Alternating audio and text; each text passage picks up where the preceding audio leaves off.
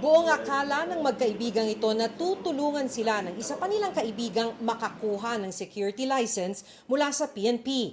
Dahil ipinangako ng inakalang kaibigan na may kakilala siyang kayang ayusin ito kahit walang isumiting mga requirement, lumuwas agad sila mula Baguio City patungong Pasig City. Nagmamadali kasi kami para maka-apply agad ng guard. Sa kanilang pagdating hapon ng February 10, pinapunta sila sa isang bakanteng bahay sa barangay Pinagbuhatan, Pasig. Nagkunwaring lumabas ng inakalang kaibigan at pagbalik, may kasama ng mga lalaki na naka-PNP uniform.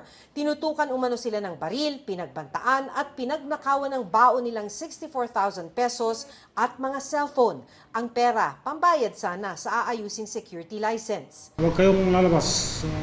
Huwag kayo nalabas. Patayin ko kayo kung lalabas kayo. Andyan na yung mobile. Antayin nyo lang.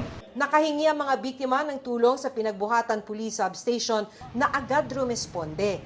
Kinagabihan na aresto agad ng Pasig Police ang 6 na suspect. Walang katotohanan ng lahat ng binibintang sa amin, ma'am. Bali sa korte na lang po kami magpapaliwanag.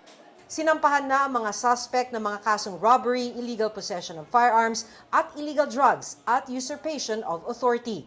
Pero hindi na naibalik sa mga biktima ang nanakaw na pera.